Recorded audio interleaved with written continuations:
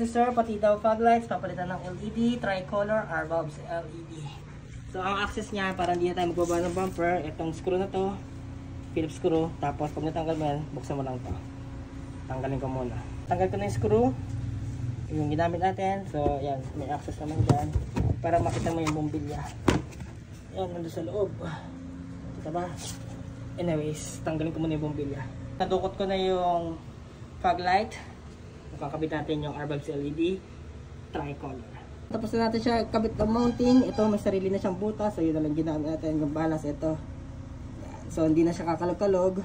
Ang technique kasi para tumagal ang LED mo sa installation. Kahit mahirap gawin mo para tumagal yung buhay ng lifespan ng LED.